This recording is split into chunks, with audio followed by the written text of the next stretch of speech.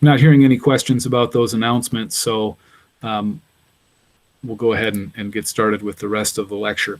So to remind you where we were at the end of last lecture, we had done these problems. These were closed cell torque carrying members, cells being defined as things that are thin-walled structures that carry torques. Particularly, it's a cellular structure when it's closed like this, although we do define open cells in a little bit. You know, usually you're thinking of a closed cell. It wraps around upon itself. And when you do that, it turns out that it's actually fairly easy to calculate the shear flow. The shear flow is proportional to torque, and it's inversely proportional to the area enclosed squared in the problem. Here was that equation. Where was it? You know, I'm just jumping back so you guys can sort of see the summative equations here. Where'd it go? Where'd it go? Well, it's going to come up here again in a few minutes, so I'll just return to that in a minute. Anyway, so that's what we were doing. We could calculate the rate of twist. We could calculate the torsional rigidity all fairly easily. From that, presuming that the integrations were easy, and of course the lecture integrations were set up to be very easy. The homework ones are expected to be a little bit more difficult, but not undoable. Those were closed sections. Now we're going to move on to the next topic, which is torsion of these thin open sections. Okay, well, what's the difference between a thin open section and a thin closed section? Well, a thin open section doesn't close in on itself.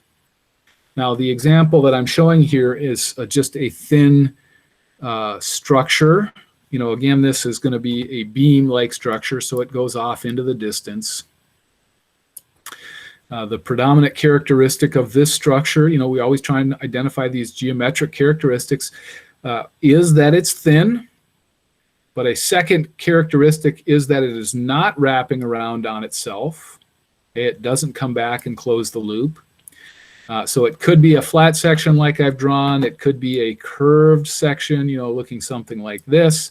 It could even be an almost closed section that maybe comes around and does something like this. All of these are what we would call open sections. Now, I'm doing the flat one because it just eases the derivation a little bit, but you guys will get the picture as we move forward. So now what's important about this section? What does this section add to our understanding? Or I should say, what assumptions can we make that add to our simplification relative to past assumptions and past geometric observations? Now, again, in this beam-like section, we have, importantly, a whole bunch of traction-free surface. You know, if you remember, we do have shear stress. The shear loads, the torques, are being carried on the face, but on the boundary, this boundary is traction-free. So because the boundary is traction-free, we know that there is no shear stress on the boundary. Okay, now in this context, as we look at this simplified geometry as it's described, here I'm putting a coordinate system X and Y at the centroid of this section. Obviously, the total width of this thing is B, the total thickness of this thing is T. And so everywhere where Y is T over 2 or minus T over 2, or B is, I should say X is plus B over 2 or minus B over 2, on those outer surfaces, we're going to have this traction-free condition. And, you know, it's the Y face Z direction, or I should say X face Z direction, but really we're focusing on these thin-walled. So on the, in our coordinate system, keep in mind we're going to continue to use an S and N system. So I can orient my S axis wherever I want. Let's say I put it here, and I've got an N here. And so this can also be interpreted as tau NZ. So in the normal direction, there is no applied shear stress. Now, if you guys remember, now this is back several lectures, but we had that Prandtl stress function that we had derived. And this ultimately came from the governing differential equations. Remember the stress equilibrium equations? That's d sigma x x dx plus d sigma xy dy plus d sigma xz dz. There were actually 3 of those equations, And in the torsion problem, we had eliminated many of the stresses that were present, so there were only a couple left.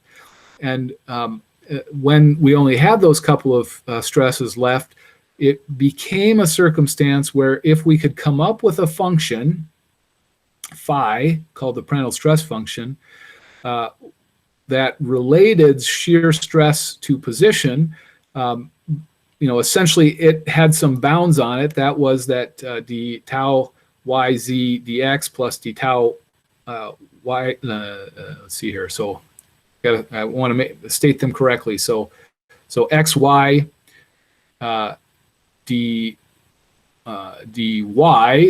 plus yx dx. Anyway, bottom line, if you go back into those notes, you'll remember that equation and that approach.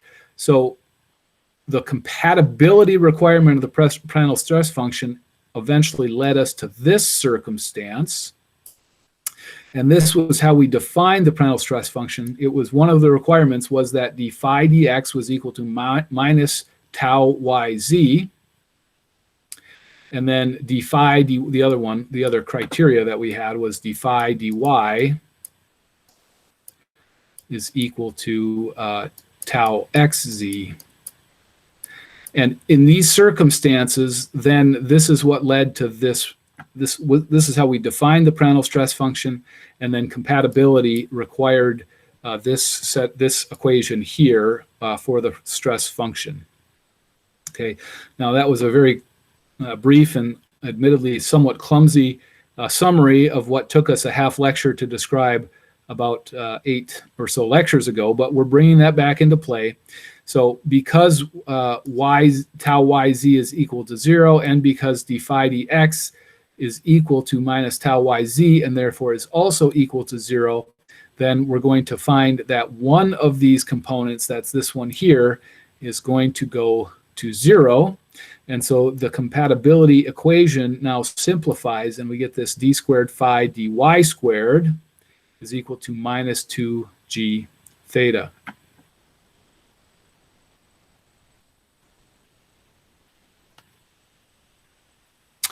Okay, now what's interesting here is, a 2g theta. What are 2g and theta? So 2 is just a constant, g is just a material constant, theta is the rate of twist. Theta is constant for any cross section because that's the derivative of the twist angle as you go along the z-axis, so along the long length of the beam, that's off in this direction. And so that is constant with respect to the cross section itself. So what's present on the right-hand side is a constant. And so it's relatively easy for us to integrate this equation twice with respect to y. Boom. So now we can just explicitly write that phi is equal to the second integral, 2 integrals of that prior constant, and that gives us this. It's going to be equal to minus g theta y squared plus c1y plus c2. So we integrated twice, we get 2 integration constants. We get a linear term in y, we get a quadratic term, and of course the g, we had a 2g when we went to y squared, we had a 1/2 that came into that, so the 2's cancel, and that's what we have left. Now, like all of these circumstances, the boundary conditions matter, and so we can look at the boundary condition. Let me go back for a second. So we're looking really at the top surface here and the bottom surface. And at that top and bottom surface, we do know that the stress is equal to 0. It's traction free. And so we know then something about what phi is at that location as well. That is that phi is equal to 0. And by looking at that boundary condition, now we can eliminate the 2 integration constants, right? We need 2 boundary conditions to do it. We get one at the top, t over 2. We get one at the bottom, t over 2. That's minus t over 2. So plus minus t over 2 gives us 2 conditions, and consequently we get the two integration constants can be solved for relatively easily. And therefore, what we get is this equation, that phi, this is the Prandtl stress function, phi is equal to minus g theta times y squared minus t squared over 4.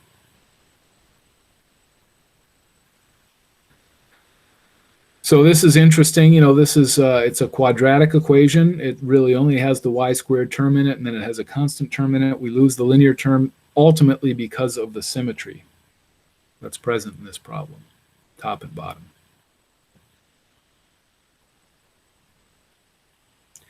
I hope I'm not moving too fast. I would encourage you guys, if you can, to ask questions in the chat window, or go ahead and turn your mics on and ask a question in person. Sometimes that's more fun. Anyway, so keeping in mind that the Prandtl, and this is the other term that I had written on the prior slide, so the Prandtl stress function required then that if we took the derivative of that function with respect to y, we get tau xz. Now that this function phi is known, well, therefore, tau xz is known. We just apply that derivative. The y squared becomes 2g theta y. The constant term goes away. And so here's what we're learning. The shear stress on this surface, this is z face x direction, really, is what it is. But of course, because of symmetry, it's also x face z direction. Tau xz is equal to minus 2g theta y. Again, theta is the rate of twist, g is the material constant, y is a position. Now, what does this mean? As we stare at this equation, 2g theta y, it is linear with respect to y. Let me go back to my diagram for a minute. Here it is. I've drawn, now this is hard to see a little bit, but I will go ahead and try and zoom in here a touch. Here's what I'm looking at. It's linear. It's 0 in the middle. It has a magnitude at the top surface. It has a magnitude at the bottom surface. It's linear between those two positions. And so that is now our shear stress.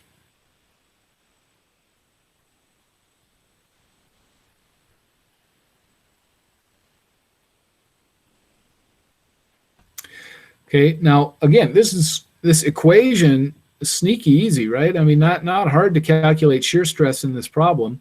Although I would argue often shear stress isn't the thing that you're first concerned about. It tends to be more of a secondary thing. What you tend to be more concerned about is what is the overall torsional rigidity of this structure. And then, only then, once you apply the loads and the torsional rigidity, do you then go back and calculate the stress. But it certainly is relevant and it matters a ton. So, and now we know how to do it, and we know it's relatively easy. Again, as we interpret this, this can be interpreted if it wasn't this nice, flat section, and we had something instead that was curvaceous, it had curvature to it. Then the interpretation is the same. Really, what you're thinking of is this is in the n direction. It's the so the thickness. Through the thickness, there's a linear variation through thickness. That's what we're really stating with this equation. So what do we see? We see that the shear stress itself is parallel to the surface of the thin member, and it varies linearly across its cross-section. Parallel to the S direction, linear through the thickness. Now, of course, the total torque on the cross-section, that is the torque that this structure is carrying, well, it has to be the integral of all the shear stresses over the area. So, and just to remind you what that equation looked like, that was, we derived it earlier, and here it is again. So torque is equal to 2 times the integral of phi over the area. Now, of course, we can write phi in. I've pulled the constants outside the integral. I've left the non-constants, well, actually t squared over 4 is a constant, but I'm going to leave it in for our purpose right here. Y squared minus t squared over 4. Now, again, this is an integral over the area. We need to recognize the area for this particular problem, which, if you remember, was oriented in the xy space to make this calculation example easier. So it was minus b over 2 here. I'll just draw a circle. Plus b over 2 here. That's in the x direction. Minus t over 2 here. Plus t over 2 here. So, minus to plus on both sides. That is the overall integral. And of course, the dA gets replaced with dx dy. And lo and behold, this is a really easy integral to accomplish. If you do it, what you're going to get is this, that T, the total torque, is going to be equal to the width, B, times the thickness cubed over 3 times G times the rate of twist. Now again, as you interpret this equation, what you should be interpreting B as, this is the arc length. So if I had a curved section, the arc length is the total arc length present. It would be the circumference of the circle if you had a circle that was almost closed. If it's still got to be an open cell, but if it was almost closed, it would be a circumference. The thickness is obviously going to be T cubed. That's the thickness of the cross, the thin-walled section. So there you go. Pretty simple equation. Torque is equal to BT cubed over 3 times G theta. Of course, you can think about, the governing differential equation for torque. Now it's relatively easy to interpret what the rigidity of this structure is, BT cubed over 3 times G. Pretty straightforward there. Pretty easy equation. So here in this calculation, what we're then saying is that J, the value of J, is equal to the arc length times the thickness cubed over 3. And so you guys might be saying, okay, well, I can do that calculation. That's easy. It's kind of like remembering BH cubed over 12 for a rectangular cross section for the area moment of inertia. That's super easy. I can remember those. But what's the big deal? Why does it matter?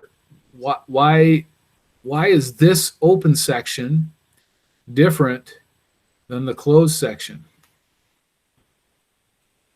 Well, in order to really understand why this matters so much, we need to do an example calculation. That is, if we do a closed section versus an open section that would otherwise be similar. So here I'm taking a circular cross-section beam. Again, it still is a beam, and it's going off into this direction, right, in both cases. This one, I guess we have to be a little bit more careful about how we draw it because, it is open, so there's this, what amounts to a little slit along the one side of it. And it's carrying a torque. Well, we can look at these sections, and we now have relatively easy calculations for what J is for the open section and J is for the closed section. So for the open section, again, it was BT cubed over 3. I stated the interpretation of B in that equation was the arc length. So for a circle for the open section, this is the one on the right-hand side. That's this one over here, the open section. The circumference, which is pi d times t cubed over 3, that's J. Of course, GJ, so G times that. This is for the open section. The closed section, of course, we saw it was a very different calculation. We went through it in great detail in past lectures. And if you calculate J for that section, that one turns out to be pi d cubed t over 4. So here we're comparing this to this. I think it should be relatively obvious that these are quite different. We've got d cubed t versus dt cubed. Now, of course, you have a pi over 3 or a pi over 4, but the big numbers here, the big difference is the d cubed t versus dt cubed. Which is larger, d or t? Obviously, the diameter of the cross-section is much larger than the thickness of the cross-section, and so the open section is not nearly as rigid to torsion as the closed section, even though this functionally has the same amount of material. So if we do this calculation, and I'm going to make some assumptions, I'll say a 10 centimeter spar, maybe on a, what would it be, like a I don't know if you guys remember the Daedalus project where they designed a human-powered aircraft. Basically, it was a bicycle with wings. So it had a spar that was about 10 centimeters in circular in diameter. So this sort of approximates the calculation of the torsional rigidity of that spar. So here, the diameter we're going to say is about 10 centimeters. The thickness we'll say is 1 centimeter. This ratio, gives us 10 to 1. Is maybe on the thicker side. If you do the calculation for J open versus J closed, if we put the units on here, so in each case this would be millimeters to the fourth or centimeters to the fourth, whatever the appropriate unit was. So J open 10.4, J closed was 78.5. The ratio in this case is 75. I think I might have moved my decimal place one too many. Sorry about that. I'll double check that. The ratio is 75. So the one section is going to be 75 times more rigid than the other section for essentially the same amount of material. All we did was we cut a little slit there. Now, when is this relevant? As a structural engineer, they're running these designs by you. They want to have a structure that carries a fair amount of load.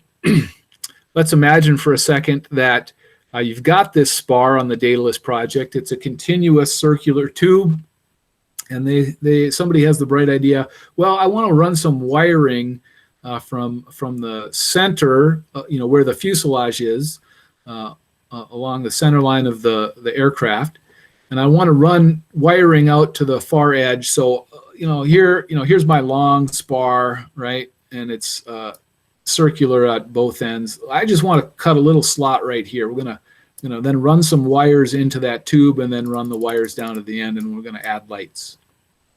What do you think as a structural engineer? Can we get away with doing that? What's your answer going to be? No way. No way, right? Why not? Well, because here in this section, which by the way happens to be carrying a huge amount of torque, you're going to decrease the torsional rigidity by a factor of 75 by doing that.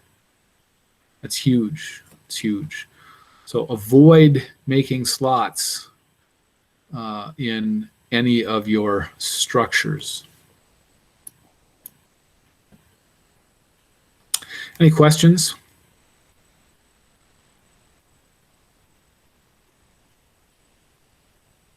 You guys have been awful silent for a while. I'm not really seeing people. I don't know if I've locked up. Has the computer locked up on me?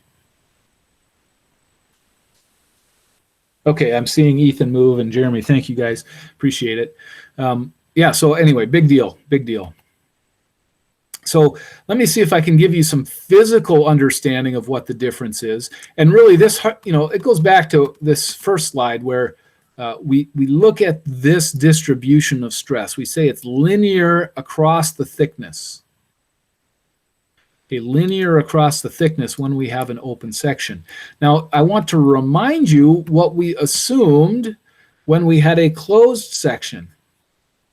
That was, we assumed that essentially there was a very small difference between the inner radius and the outer radius. Okay, it's the inner radius and the outer radius.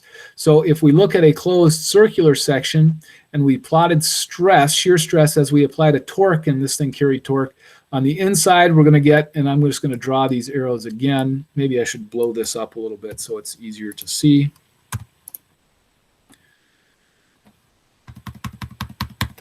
Right, so here on the inner radius, let's say that the shear stress is going counterclockwise. On the outer radius, it's slightly different, but still counterclockwise. In fact, our stated assumption was that for closed cell sections, we're going to assume the midline shear as representative of the entire shear stress on the section through the thickness. So minor variation across the thickness, relatively large shear stresses. Now, if you look in contrast to the open section, wherein we said, we made this statement now, and we demonstrated, I should say, mathematically, that across this thickness, it's linearly varying, largest in magnitude at the top, smallest in magnitude at the bottom. So in this calculation, these two stresses are in opposite directions. So what does this physically mean to us? Well, again, thinking about what torque is force times distance. It is a differential force times distance is differential torque. So as you're trying to calculate the torque contributions of any little area, the moment arm for this open section is the distance from the outer surface to the midline, or from the inner surface to the midline. So the moment arm for carrying torque is half the thickness at best, and it gets smaller as you get closer to the midline. Whereas alternatively, when you're looking at this open section, in both cases, now our reference for this calculation is actually going to be in the center rather than in the midline. So the moment arm for the torque contributions, I should say the force contributions, their moment arm is now essentially the radius rather than half the thickness. So that's really critical. This one, for the same amount of total shear stress, carries a ton more torque than this one. So at the same torque level, the shear stress will be much higher. At the same twist level, you're going to get much higher strains in one than the other. Okay, so David's comment, let's see here, hold on. Cole Simpkins, okay, thank you. So that was an old one. Aiden's the first one. How do windows not warp in a fuselage if they are weak points? Okay, so that's a great question. That's a great question, Aiden. And I'm absolutely ecstatic you asked it, actually. Now, there's a little bit of a difference between these open sections and a window. Now, what's the difference? You know, as I was describing, let me go to my chalkboard here for a minute. So if I've got this long spar and it's going to be circular, let's say it's obviously much longer than I've drawn it here. And what I drew was a relatively large section where we've put some sort of, keyway, if you want to call it that, or slot, or whatever that is. Relative sizes matters a lot. As you've seen, all these assumptions that we make are based on relative size. So if we have a structure that has a small keyway over a large distance, then from the purposes of the stress in this region here in the middle, this is a far field stress in here relative to the corner, this location. So there's a fairly large distance from here to here, enough that the stresses sort of resolve themselves as if this center section were a completely open section. Now, alternatively, if we took and we drilled a hole in this, or like a window, now what we're seeing is the distance. I'm going to draw a bigger distance here, bigger circle. So the distance from here to here is comparatively small to this sort of representative distances. So the radius here versus the that is one radius. It is not multiples, 10 radii or even 5 radii, it's one. And so if you're talking about just a circle, some hole that was drilled and it's carrying shear, now this is really a fully two-dimensional stress problem. It no longer can reasonably be approximated as a one-dimensional stress problem. Like these beam problems are functionally one-dimensional.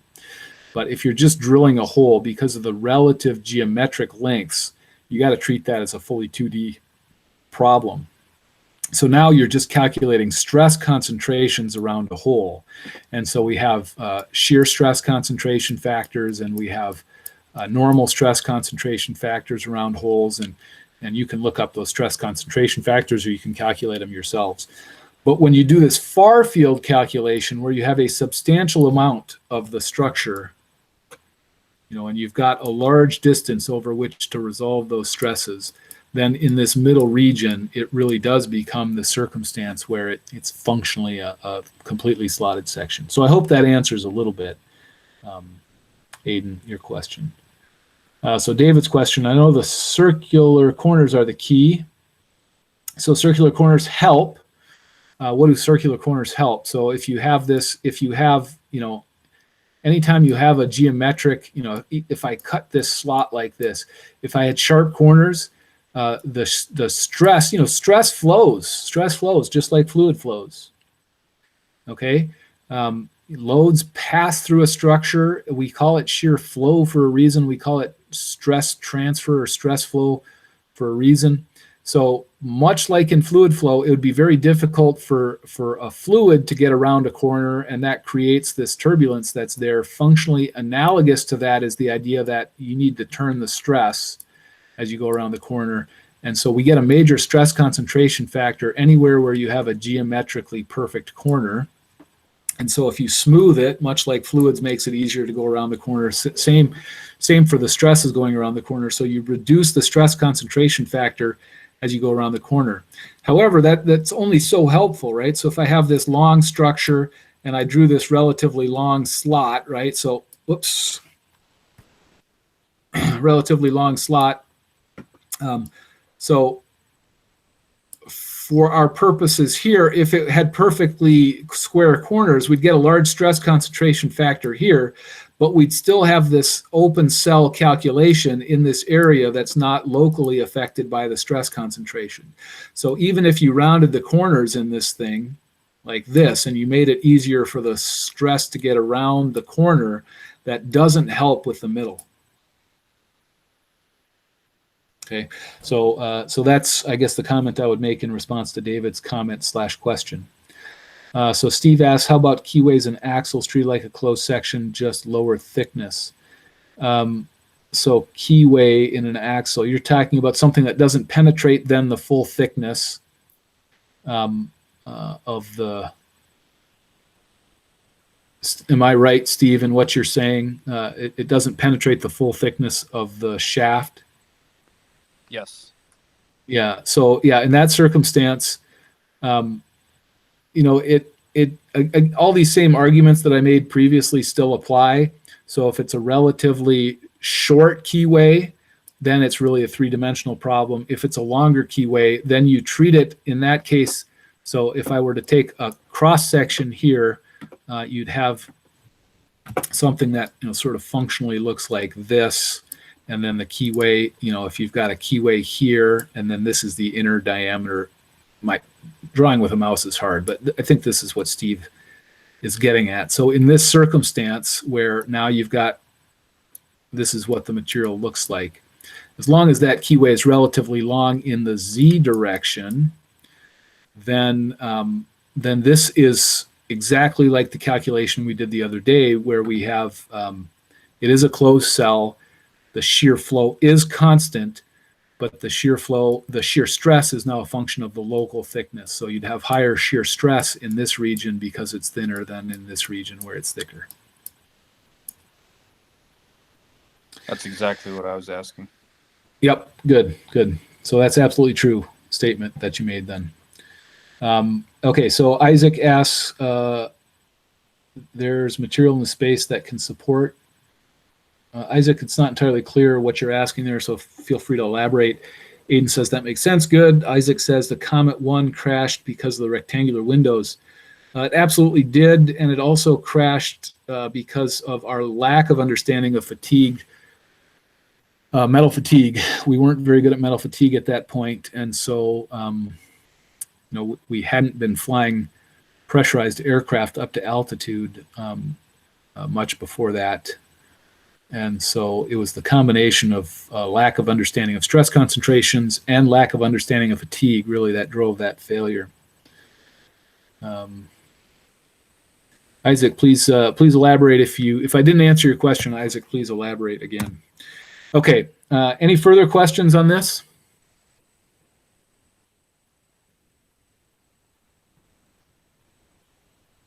Isaac, I got your chat window, thanks.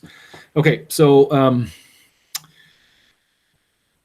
anyway, I think we're in good shape. And actually, I stole this figure very specifically. It's I know I don't have it cited.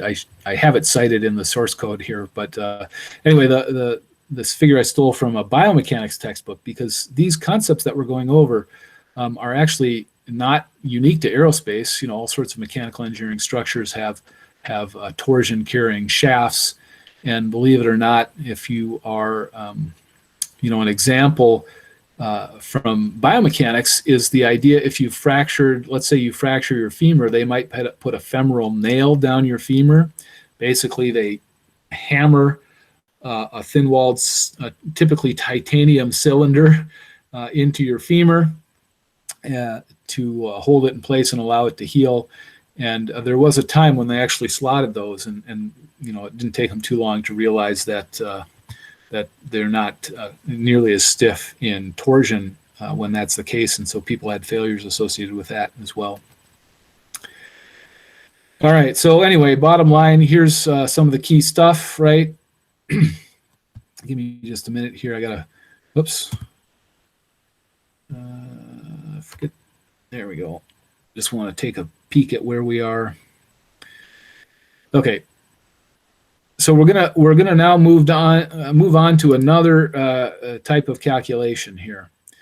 So these were just some of the key equations. So you know, as I mentioned at the beginning of the lecture, of course, our rate of twist is going to be proportional to the torque. It's going to go inversely proportional to the area enclosed squared. That's when we have a closed section. When it's an open section, that goes completely away. That calculation as it stands, and instead your calculation is driven by this idea of you know, gj theta is equal to torque, but now we've got a much smaller j. Okay, now so the reason I'm putting these equations back up again is all of the work that we've done so far has been either single cells, okay, that's a closed cell, thin-walled structure like this, or, you know, an open structure, thin-walled. Either one of these calculations we now know how to do, but do either of these look like a modern aircraft wing except for some specialized aircraft? And the answer to that is, of course, no. You know, most aircraft wings and fuselages for that matter, and many other structures on the aircraft actually are a little bit more complicated. So now we're going to get into this idea of a multi-cell, thin-walled, torsion-carrying structure.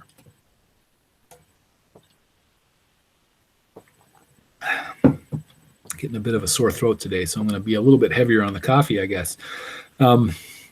Anyway, so this image here on the left is somewhat illustrative of that circumstance. Still not really a great image of what a real aircraft wing structure looks like, but you get the general idea, is that it has multiple structures in it. It might have multiple spars. It might have a leading edge spar, it might have a trailing edge spar, it might have additional spars going throughout it. Certainly is also going to have a rib or ribs down the length periodically. So in all of these calculations that we've done, we made these assumptions that we were making based on geometric observations. And really the key geometric observation most of the time recently has been that it is a thin-walled structure. And that drove us to a shear flow-like calculation in most of what we've done so far, all the way up until these open cells. So here we're going to have closed cells, so we still have this idea of a shear flow because we're going to have relatively constant shear through the thickness of the cell. But now we also need to recognize that when we have sort of an interruption, if you will, in the open cell that makes it into multiple cells, we now have a force balance that gets altered a little bit. Okay, so the right-hand side of this, the right of these two images, is if we took a differential element, dz in length this way, and then in width and height, you know, just enough to sort of capture the intersection of these shear carrying members.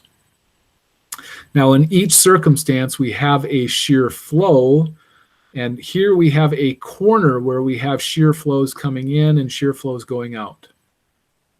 Okay.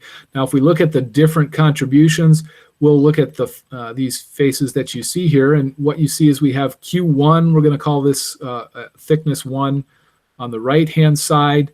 We're going to have Q2 on the left-hand side. So top and top right, top left are each going to have their own unique shear flows. They're going to all be pointing in the positive z direction for the sake of argument.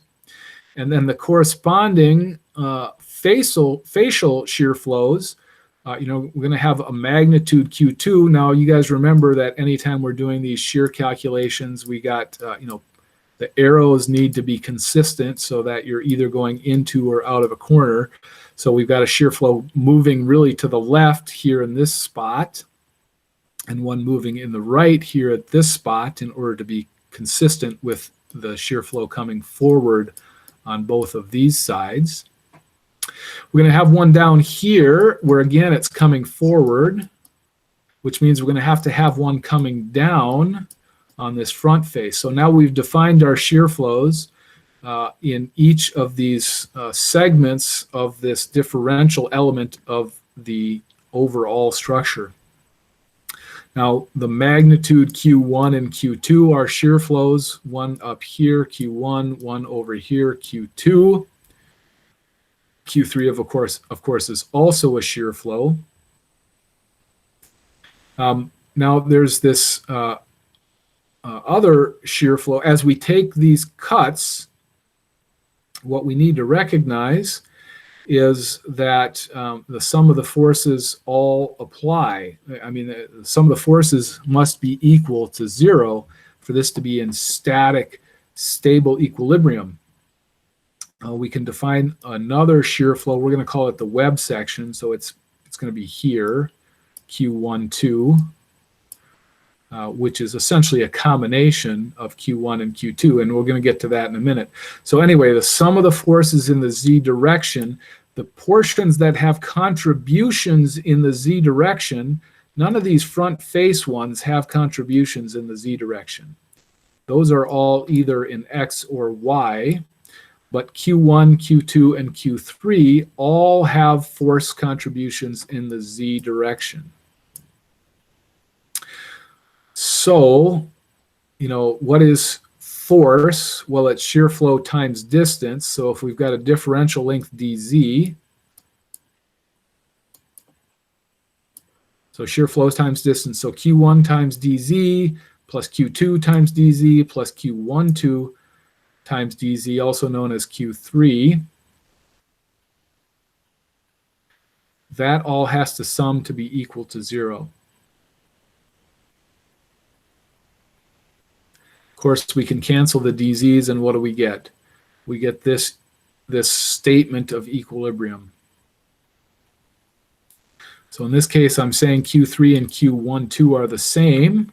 This is, again, the argument of going around a corner, right? So anytime you go around a corner on these shears, it's the same in magnitude. So Q3 or Q12, either way we define that, Q1 plus Q2 plus Q12 is equal to 0. Now, there's a reason we call it Q12, and I'll show you that reason in just a minute. Now, before I show you that reason, I want to identify the rule in general. That is, at any intersection, the sum of all the flows is 0.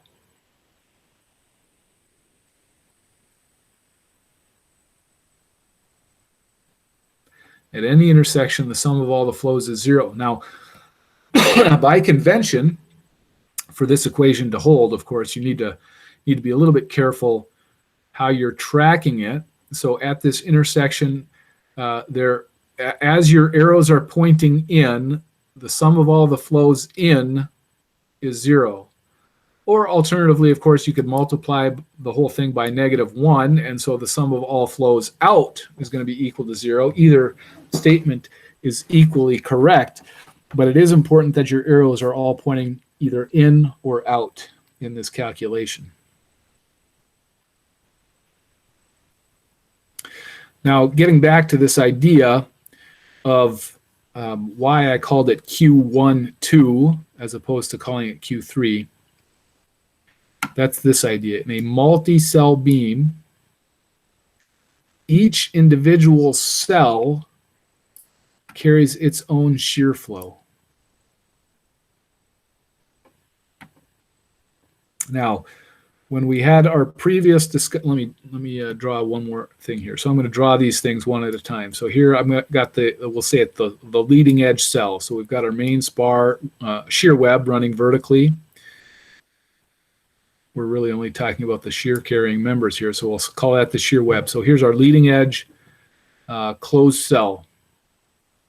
Now, if we were treating this entirely in isolation, we would have said what? We would have said that the shear flow is constant, right? It's a closed cell, so the shear flow is constant, so we're going to draw a positive Q1 there. Then we can look at the next cell, which is this cell here. Again, it's a closed cell. If we were to treat it in isolation, we would have said, well, that's got a constant shear flow. I'm going to call that Q2. Now, if we stuff these two things together so that this wall and this wall are shared, it's a linear superposition principle. We're adding the flow of one to the other to say that the shear flow in this combined section here, this vertical section, that is the sum of Q1 and Q2.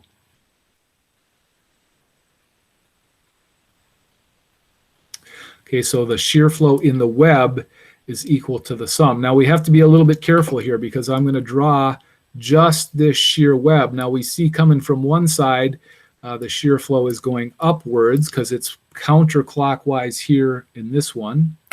In this one, it's also counterclockwise, but because now it's on the opposite side, it's going down. So if Q2 is positive, it's down here. If Q1 is positive, it's up in that same location. So that it ends up being a minus sign present here. Q1 for cell I plus 1 minus QI.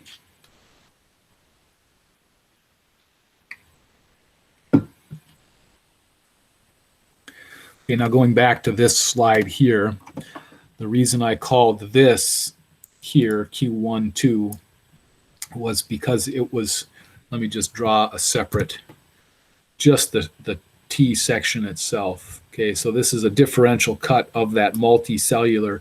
So we had the Q1 here, and we had the Q2 here. So Q2 was here and Q1 was here, and then this is just Q1, 2 right here, which essentially is the representation of this minus this.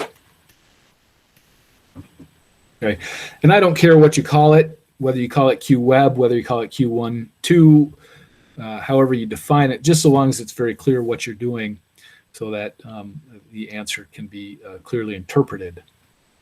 Okay, any questions on this?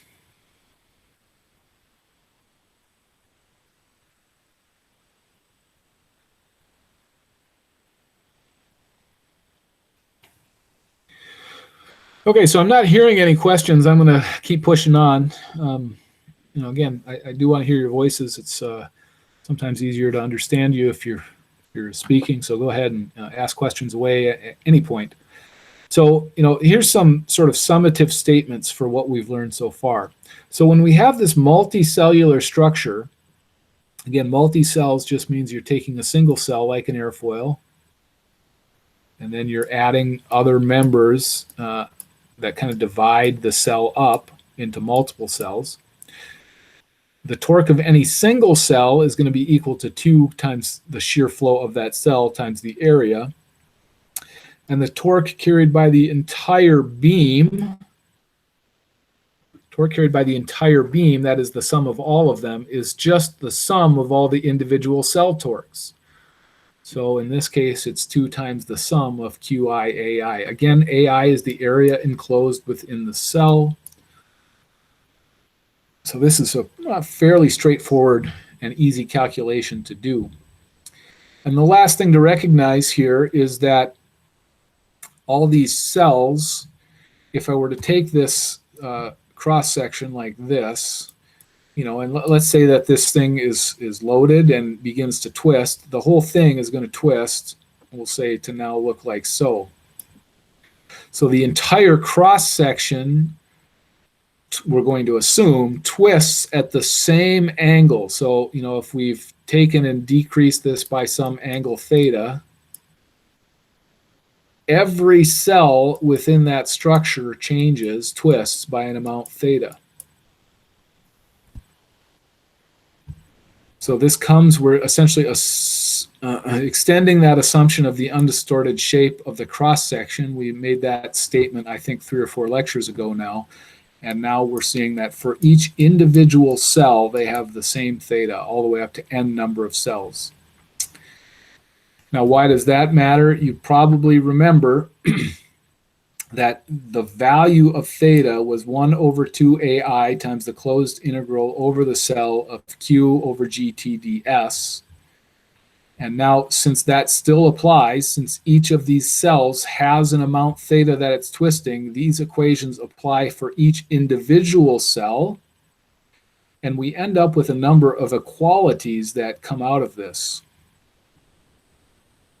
So this equation for T, the total torque, gives us one equation.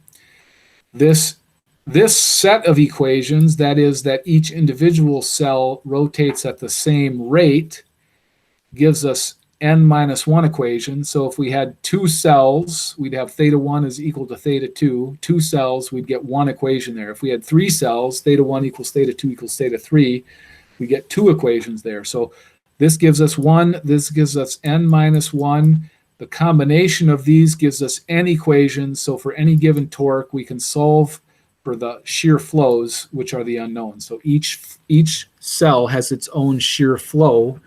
There are n of them.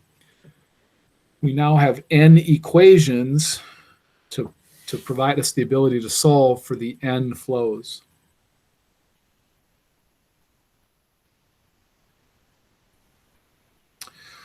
Okay, so I'm seeing a couple of questions coming across. I'll take a moment to answer them. So Ethan asked, this seems a lot like mesh analysis of electric circuits. Is this an intentional feature of this process? Ethan, I'll be honest, I'm not, it's probably been 20 years since I've thought extensively about electric circuits, so I'm going to hold off on answering that. I would say that the idea of shear flow being analogous to fluid flow is important. And of course, we know that fluid flow and circuit current flow are analogous. There's some direct parallels in each of those circumstances.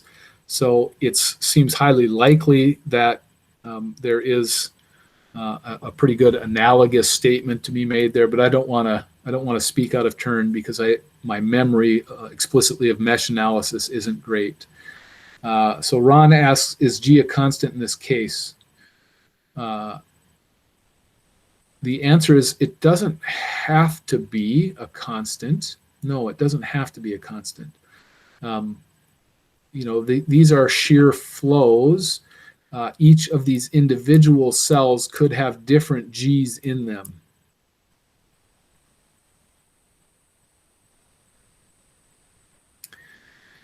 Hannah asks, what is the formal definition of a cell? Is it an open space or a different material? So that's a great question, Hannah. So going back to this, so if, here's our thin-walled wing, right? So when you ask what is a cell, what we're talking about is a structure that can be analyzed with this theory. Now, what do I mean by that? It's kind of a cop-out answer in a sense. I'm not giving you a great answer, but it's because you asked, does it have to be open to the air or could there be something in there? So let's say, for example, that I took my wing and I blew balsa in here, or not balsa, I'm sorry, foam. If I blew foam in there, like an expanding foam. And the foam was a very poor quality foam, not very stiff, doesn't carry any load. It was just a space filler. What we're really talking about in these calculations is circumstances where the assumptions that drive these theories apply. So if this was kind of a very gelatinous, soft foam that wasn't applying stress and wasn't carrying any bending load and wasn't carrying any torsion load, so it was functionally not there structurally, even though it was present, we would still treat this with a cellular analysis. Now, if you instead put in a material that had like a rigid cell foam, something very stiff, then you might start to question whether the assumptions that we need when we derive these calculations, whether you'd question whether those assumptions still hold. So really it has to do more with what is carrying load and what is not carrying load rather than is it material or not material. Hannah, does that answer your question? Unfortunately, I'm not seeing your face at the moment, so if you could pop that into the chat window. Okay, great, thanks. Okay, I see I could be seeing your face if I could get this. There we go. That's better. Okay. I think I addressed all the questions in the chat window. Anything outstanding, please keep at it. Keep coming after me. Okay, quickly, what we're going to do then is another example. We're going to repeat the example that we had previously for this airfoil-like section, except we're now going to make it a multicellular cross-section. So, you know, previously it was just this. Now we're adding this vertical shear web. Okay, otherwise, we haven't changed much about the geometry. I will say that it's always wise to define. So, you know, one of the things we know is if it's a closed cell structure, even if it's multiple cells, that within any individual cell, we're going to have a constant shear flow. So I think a really good strategy is to always draw the cell flows. In this case, I'm not even drawing them on the thin-walled material itself. I'm just drawing a circle, in this case, a clockwise circle, Q1 and Q2 for cell 1 and cell 2. I'm defining what I think cell 1 and cell 2 are. And then also, I don't know if you can see this up in the corner, I am relating shear flows in different parts of the material. So I'm saying along this segment, you know, as we come into this corner, we recognize there can be no change in the constant shear flow there. So everywhere from here to here, we're going to call that Q1. Everywhere from here down to here, we're going to call that Q2. And then here in the middle, we know it's the superposition of Q1 and Q2, but we're going to call it Q3 and then track the math.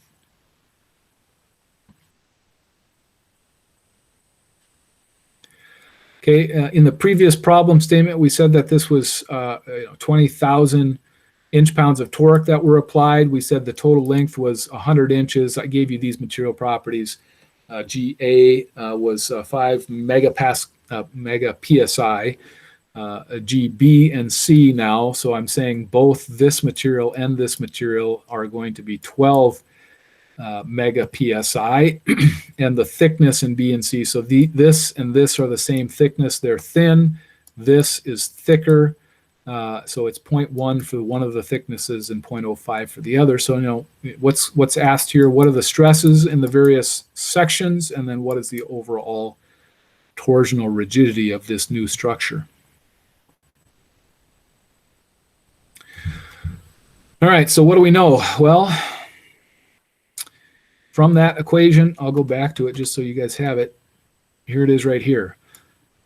So the total torque is the sum of all of the individual cell torques. That's 2 times the sum of QI AI.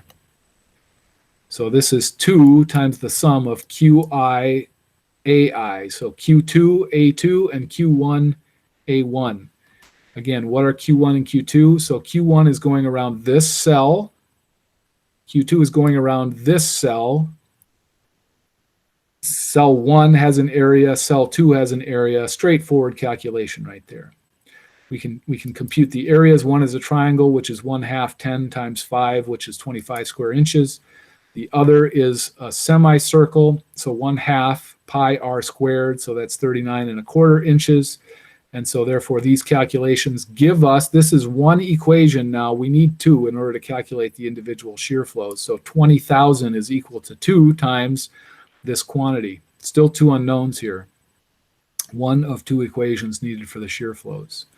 Now, of course, we can also look at remembering going back to this up here and knowing that at any intersection, the sum of all the flows in is equal to 0. So Q2 plus Q3 minus Q1, because Q1 is going out. So Q2 plus Q3 minus Q1 is equal to 0. And from that, we can say that Q3 is equal to Q1 minus Q2. That doesn't really give us a new equation. It just gives us the superposition of the two flows. The last of the two equations we need is, of course, that the rate of twist of the two cells is identical. So, and this was the equation for rate of twist of any given cell. And these cells now, we can do these calculations fairly straightforward. Okay. But now what's important here is as we're doing the shell flow, the shear flow for segment 1, we're doing it for this problem here.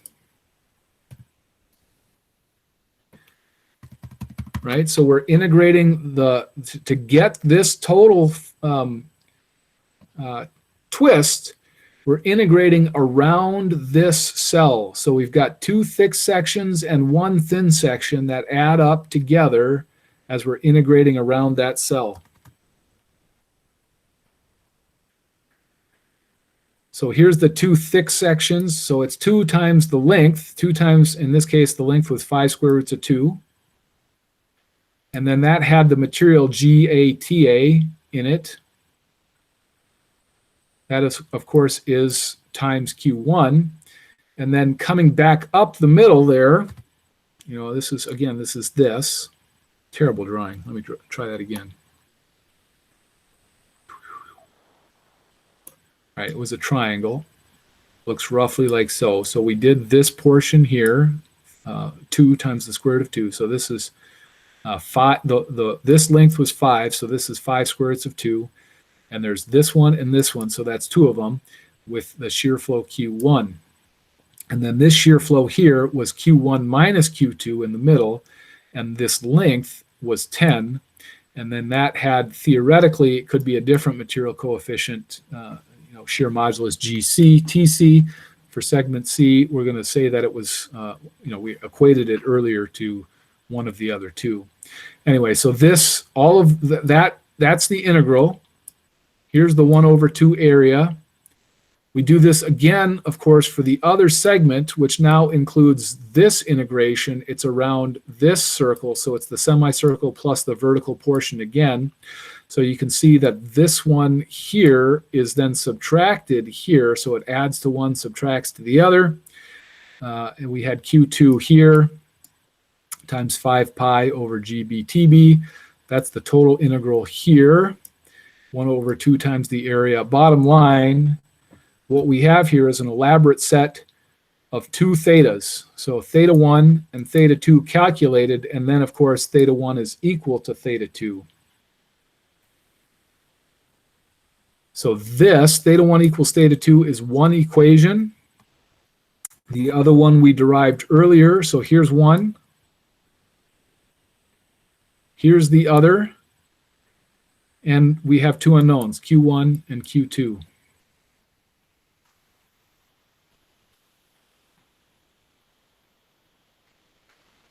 So, it's two equations, 2 unknowns.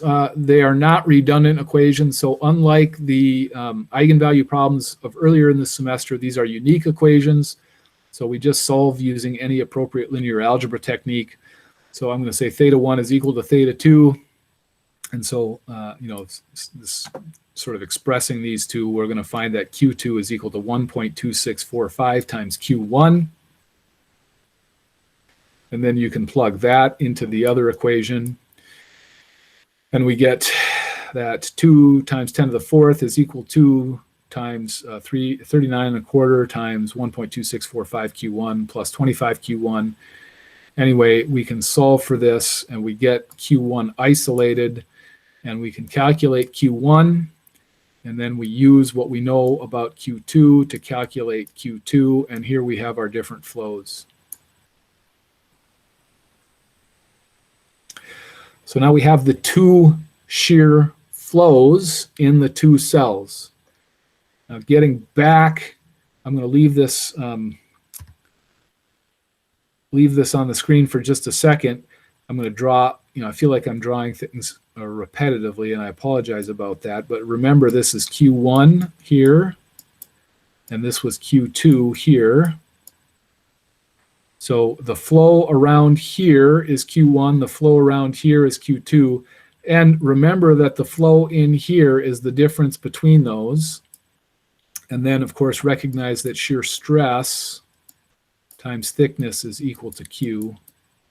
So in this case, we can solve for shear stress, right? We're going to try and isolate this. So Q over T, you can calculate the actual shear stress in each of these segments by, dividing by T.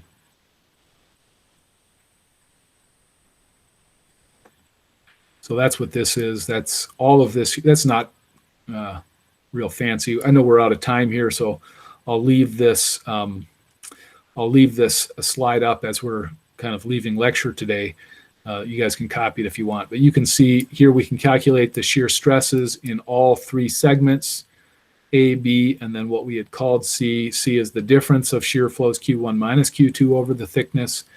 And one of the things that we found is, as we go around this circle, we're assuming a direction for Q3, and if you track it properly, the signs can actually tell you assumed it in the wrong direction.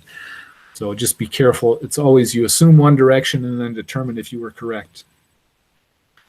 And last but not least, of course, now that we know the shear flows, individual shear flows, we can calculate the overall rate of twist, which was just the sum of this constant times Q2 minus this constant times Q1. And so we can say explicitly what the rate of twist is, and from the rate of twist, we can calculate the torsional rigidity. And so here we have the torsional rigidity. All right, I have one more slide I want to cover today. It'll be just a second, and then I'm going to come back to this slide. So if you're not done copying this one yet, hold on. Okay, so this is the last slide of the day. Now, in many circumstances, we have a mixture of closed and open cells. One example that you would see with some degree of regularity might be something like this. So if I had an airfoil section, again, these are rudimentary airfoils, but you can imagine all three of these cells are closed. Or alternatively, you might have one of them that is open in a corner. So say you have a flap there, or you have a spoiler. One goes up and one goes down. That's fairly common. Now what happens is we have two closed cells and one open cell in this calculation. And so how do you deal with the fact that you have two closed and one open? Well, the answer to that's pretty simple. We know, we did an example earlier where we saw that, say, this one was on the order of 100 times more stiff than this one. So just cross this one out. We don't need it. It doesn't contribute substantially to the stiffness of the structure. And so if you neglect it, actually by neglecting it, that makes the calculation of stress slightly higher in the other cells. So it becomes a conservative calculation. It's an okay thing to do. You're going to make yourself on the safe side if you're assuming that that open cell is negligible. That's it for the slides today. So I'll go back to this one if you guys wanted to continue copying it. Hang out here for a few minutes to answer questions that anybody might have. If there are no questions, I'll see you guys. What is today? Is today Tuesday? Yeah, I'll see you guys on Thursday. Have a good couple of days.